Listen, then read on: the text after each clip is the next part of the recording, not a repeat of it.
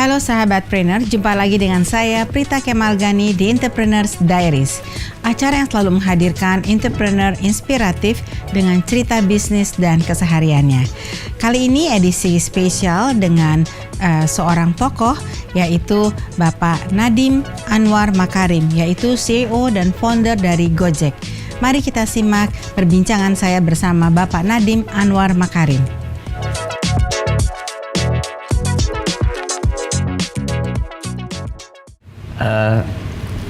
Gojek itu idenya lahir dari frustrasi saya gunain ojek di Jakarta. Oh gitu ya? Jadi sebenarnya alasan jujurnya saya bikin Gojek itu karena saya membutuhkan layanan tersebut.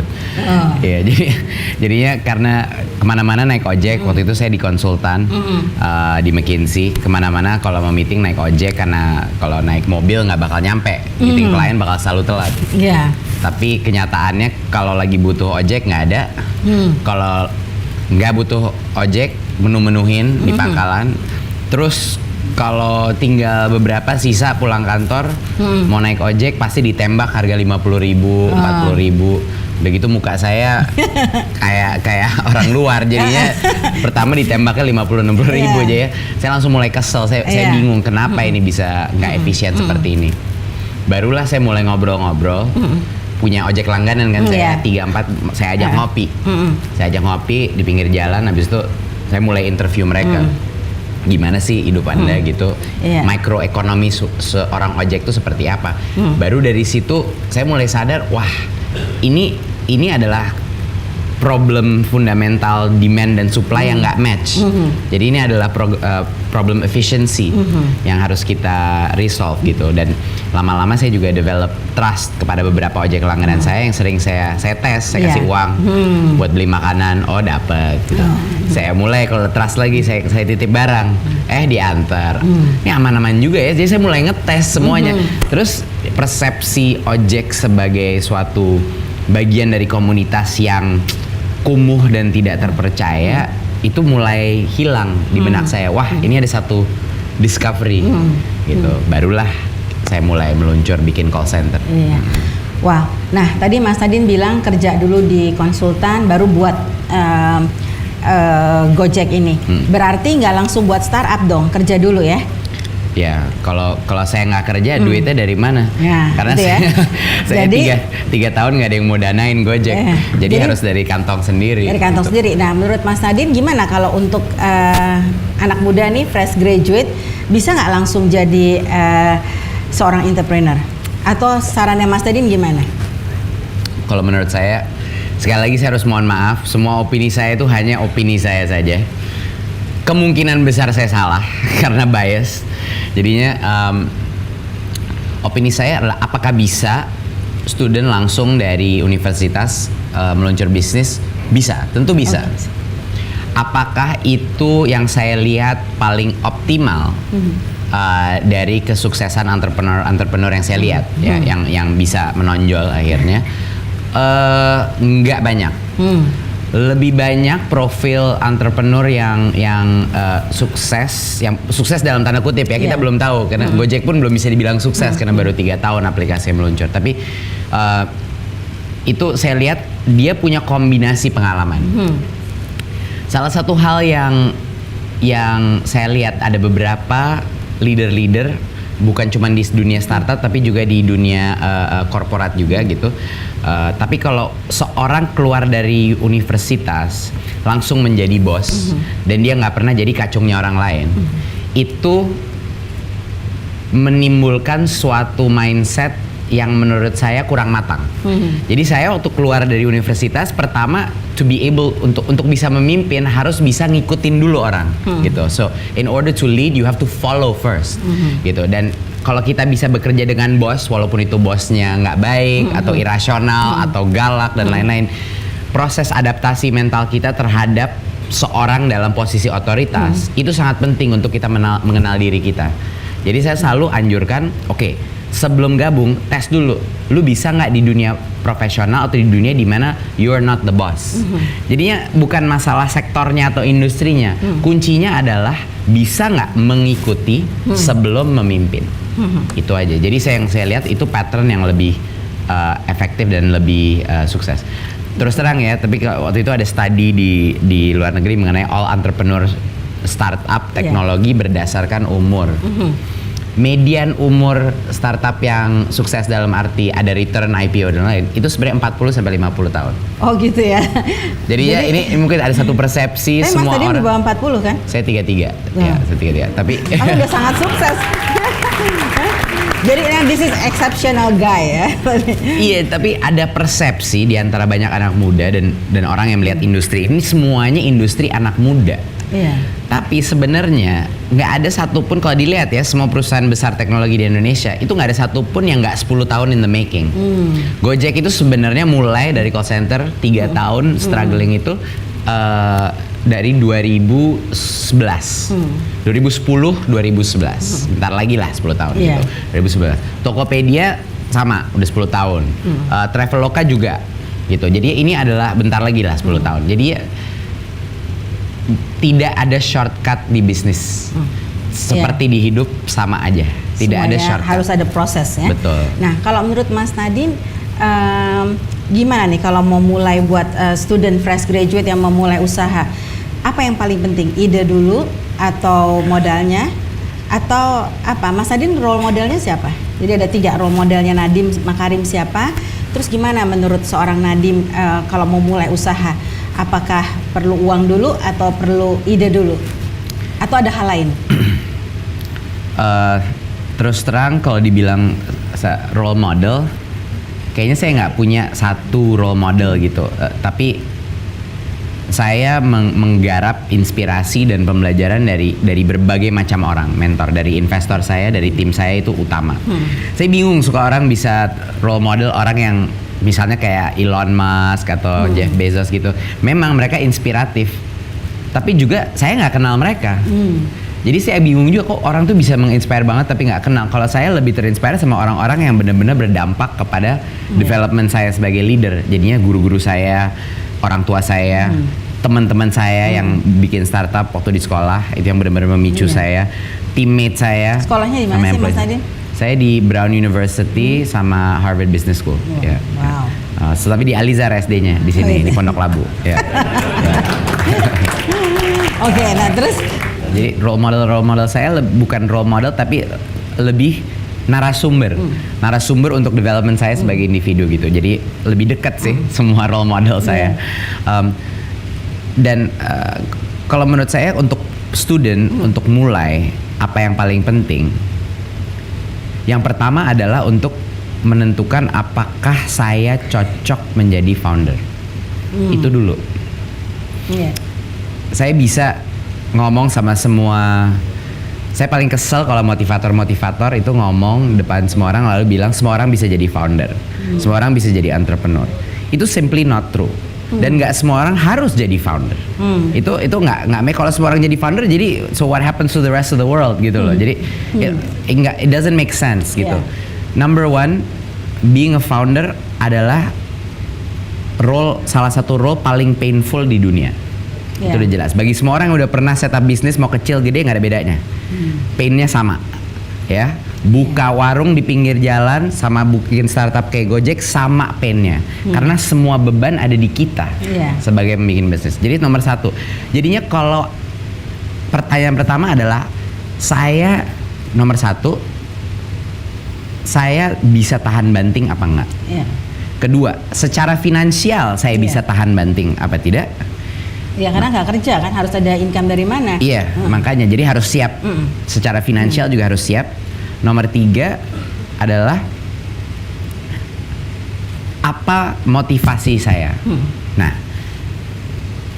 sekali lagi saya mohon maaf, saya kadang-kadang terlalu jujur gitu. Tapi kalau ada anak muda ke saya lalu saya langsung tanya, Pak, saya pengen jadi entrepreneur. Dia bilang, oh great gitu.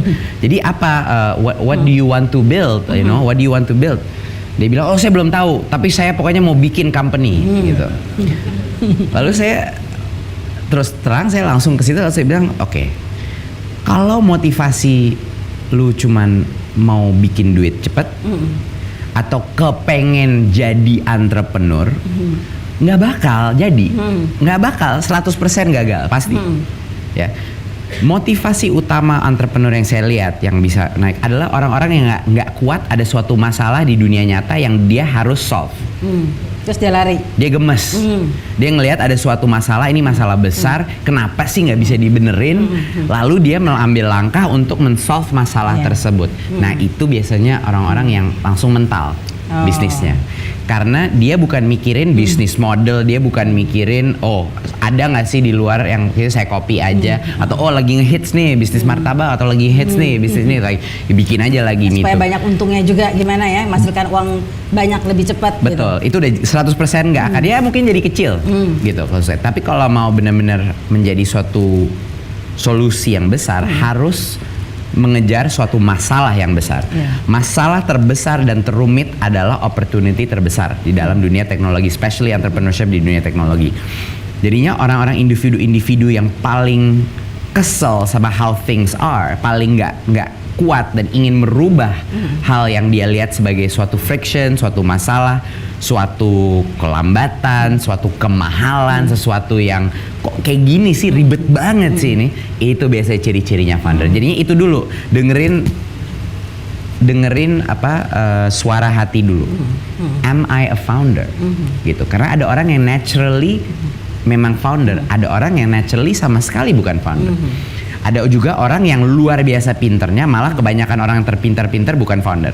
Mereka yang paling pintar itu dia kepengen ada certainty, dia kepengen ada struktur, dia kepengen memecahkan masalah ke dalam suatu environment yang lebih certain.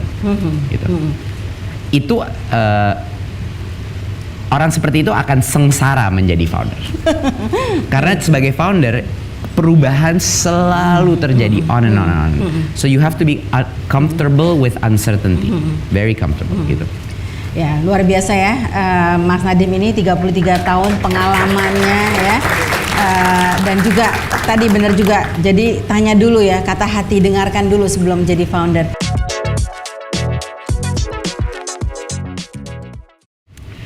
A founder adalah orang yang bisa menghandle uncertainty. Jadinya kalau orang itu stres terus ganti-ganti rencana, kalau ada orang yang paling stres kalau ganti-ganti rencana itu ribet. Itu nggak, kayaknya ciri-cirinya nggak bisa. Karena harus ada orang yang bisa fleksibel dan adaptasi cepat, itu satu. Kedua, berani. Berani itu bukan artinya ngomong pede, itu beda. Banyak banget anak muda ngira berani itu orang yang pede. Beda. Keberanian itu orang yang tahu resiko, tapi tetap aja dia melangkah ke depan karena dia menerima resiko tersebut. Ada orang-orang terberani di perusahaan saya itu sebenarnya pendiam, banyak sekali. Jadinya beda ya, bukan personality type, tapi benar-benar keberanian mengambil langkah. Nggak apa-apa, ada resiko, ayo kita lakuin aja. Gitu. Kedua, keberanian levelnya, bukan keberanian, sorry, karena banyak cara yang lebih describe-nya, risk appetite. Appetite resikonya harus gede. Ya. Yang ketiga adalah empati. Empati. Saya jelaskan apa maksud empati. Orang-orang terpintar di Gojek, banyak sekali orang-orang yang terpintar di Gojek punya empati rendah. Oke. Intelligence sama empati are two completely different things. Intelligence adalah ability untuk horsepower daripada brain, menggunakan data, menganalisa, problem solving berdasarkan data yang ada. Empati adalah suatu intelligence untuk bisa merasakan konsumen, merasakan hati dan pemikiran konsumen, empati terhadap manusia lain. Jadi ini sebenarnya lebih dari unsur psikologi. Sebagai founder atau co-founding team, kalau tidak ada empati kepada konsumen, itu udah kalah duluan. Karena ujung-ujungnya yang akan memenangkan suatu produk atau layanan itu adalah the product itself. Gimana respons daripada konsumen. Jadi kalau empatinya levelnya tidak tinggi, itu sulit menjadi founder atau founding team gitu. Itu biasanya sulit. So Ya kita cuma ada satu sekarang kompetitor kan di Indonesia. Makasih tetangga. Jadi karena udah tinggal satu lagi, oke. Mau strategi apapun, nomor satu dari kesuksesan layanan teknologi apalagi app, nggak ada hubungannya sama kompetitor. Number one still yang paling penting adalah product experience. Product experience is everything. Itu nomor satu ya. Itu nggak ada hubungannya sama kompetitor. Mau ada kompetitor apa tidak, itu produk bakal jalan apa enggak itu bukan karena marketing, bukan karena PR, bukan karena karya anak bangsa, bukan karena harga. At the end of the day, product wins ya in the long term. If you survive long enough. If you survive long enough ya. Kalau keburu mati dulu, kebanyakan hilang, habis duit ya udah itu memang gagal. Tapi yang penting itu dulu produk. Nah, lalu competitive strategy Gojek melawan kompetitor. Oke. Nomor satu, diversifikasi produk kita. Dengan begitu banyaknya layanan yang kita luncurkan duluan, efficiency retention customer kita itu sangat tinggi. Pada saat pengguna Gojek menggunakan 3 atau lebih layanan dan dengan menggunakan GoPay juga, dia hampir menjadi a customer for life. Nah, kebanyakan pengguna Gojek kan layanan 1 atau 2 layanan, tapi sesudah dia mulai menggunakan tiap bulan 3 layanan dan dia gunain GoPay, itu udah bener customer for life. Jadi ya strategi kita untuk meretain customer dengan cara yang jauh lebih murah adalah untuk memastikan dia penetrasi servisnya sangat tinggi. Kedua, karena banyaknya layanan, utilisasi driver kita juga jauh lebih tinggi. Pagi nganter orang ke kampus, siang nganter makanan ke kampus, sore nganter e-commerce, pesanan e-commerce ke kampus, malam ngajak anak kampus pulang ke rumah, nongkrong daerah rumah, malam nganterin GoFood buat rumah. Sementara jualan GoPay. Jadi utilisasi efisiensi kita terhadap driver itu sangat tinggi. Jadinya kita per ordernya kita nggak harus mensubsidi setinggi kompetitor. Itu salah satu advantage. Ketiga, management team.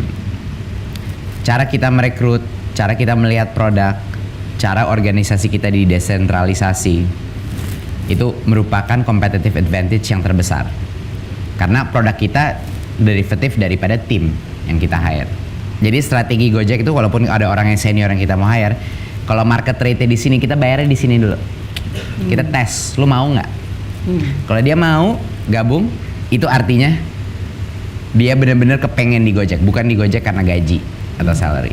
Baru overtime karena performance naik, tentunya dia meet dan akan exceed itu gaji. Tapi itu adalah salah satu strategi kita untuk melihat, memfilter orang tuh benar-benar di Gojek bukan untuk make money, bukan untuk berkarir, tapi untuk benar-benar berbakti kepada consumer base kita, kepada Indonesia, kepada industri teknologi overall gitu. Ada waktu 2 jam. Tidak ada disaster yang bisa terjadi kepada teknologi company yang belum terjadi kepada Gojek. Apapun malapetaka yang bisa terjadi kepada suatu company sudah terjadi di Gojek, mungkin beberapa kali, gitu. Karena bisa bayangin, kita punya sekarang 1 juta driver di seluruh Indonesia. Saya nggak bisa go into details, tapi bisa bayangkan apa saja hal-hal yang terjadi dunia itu. Itu merupakan hambatan yang sangat besar. Dari segi bisnis sendiri, mencari talent adalah challenge nomor 1, terutama di area engineering, software engineering, data science, design. Itu sulit sekali mencari talent yang baik di area-area tersebut. Dealing dengan demonstrasi, sekarang sih udah biasa, tapi dulu awal-awalnya demo kan bikin stres gitu. tapi sekarang ya it's something that we're constantly work on, bagaimana membalance di antara 1 juta driver dan economic interest mereka, dan membalance kepada puluhan juta customer tiap bulan yang ingin harga termurah dan tercepat dan semuanya everything the best. Driver juga bagaimana membalance antara ini 2 interest, itu merupakan tantangan yang nggak ada berhentinya gitu. Ini suatu fight antara kita driver, apa customer, lalu di GoFood ada pihak 3 lagi, satu lagi lempar pihak merchant, sekarang ini ada 3 antara driver, merchant, dan konsumen. Gimana ini membalance economic benefit di antara 3 pihak ini? Itu merupakan tantangan yang super rumit, super rumit. Selalu ada kalau kita bikin policy di sini yang sini nggak suka, kita bikin policy ini sini nggak suka, dan lain-lain. Dan yang ketiga adalah bagaimana dealing. Gojek itu 3 tahun yang lalu employee-nya kira-kira 30 orang. Sekarang udah ribuan. Bagaimana memaintain culture? Saya mungkin kenal di Gojek 1% dari Gojek, nggak nyampe 1% dari Gojek, mungkin 0,5% dari orang di Gojek. Bagaimana kita memaintain culture yang kental dengan begitu banyak orang dengan begitu cepat pertumbuhan? Itu hal yang saya masih nggak ada jawabannya. Saya nggak ngerti gimana kita bisa memaintain kualitas ini dengan begitu banyaknya orang yang dengan begitu cepat pertumbuhan. Jadi itu semua hambatan-hambatan, challenge yang menurut saya paling sulit. Terus terang saya nggak tahu. Saya nggak tahu jawabannya. Karena banyak sekali founder-founder yang ngomong depan orang lalu dia bilang, oke, saya menjadi unicorn gara-gara tim hebat, values hebat, produk hebat, dan lain-lain gitu. Tapi yang nggak pernah diomongin tuh sebenarnya role daripada keberuntungan, just luck. Sometimes you get the right product at the right time. Yang saya tahu udah pasti orang-orang yang menjadi unicorn, mereka tidak, motivasi mereka bukan menjadi unicorn. Itu udah jelas. Dari teman-teman saya, Ferry, William, semua Zaki, semua CEO-CEO itu mereka bukan motivasi, kepengen jadi $1 billion company. Enggak, mereka cuma ini ada masalah, I wanna crack it and it's a big problem. I wanna change the whole industry. Find a big problem. Big problem. Whoever attacks the next big problem, they'll be a unicorn.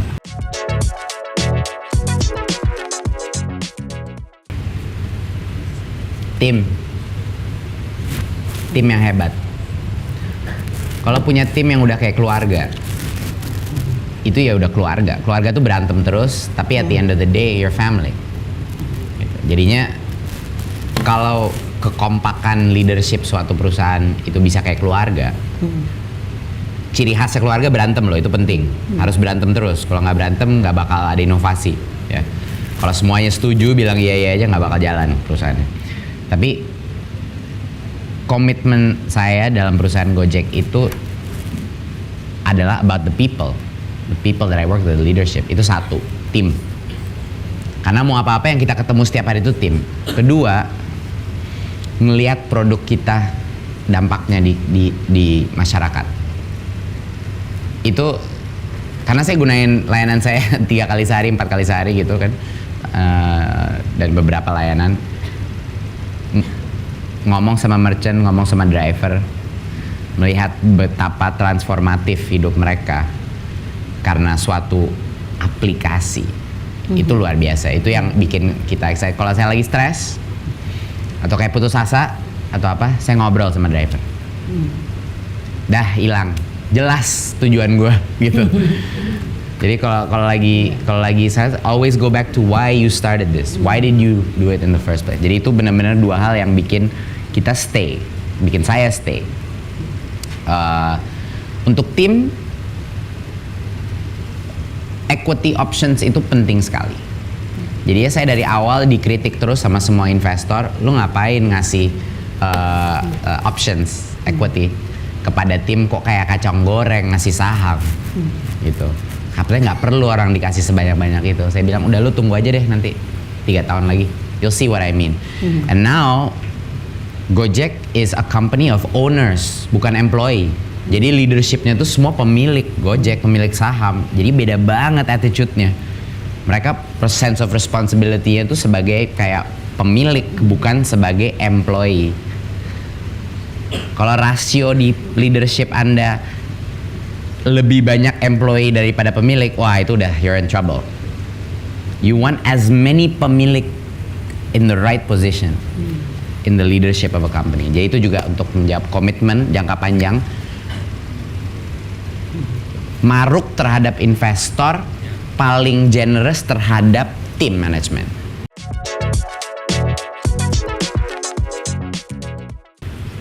Hobi. Hobinya apa? Kayak Gojek lah.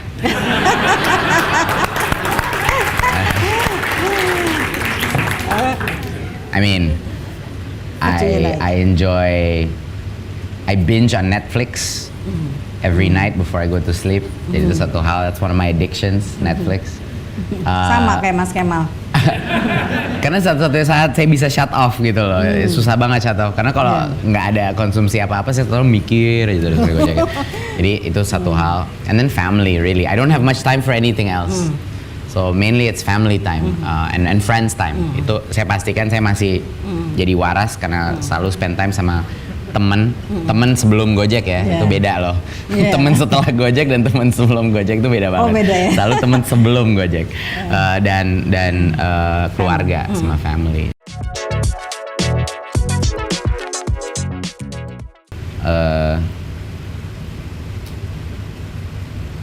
Kenal diri lu.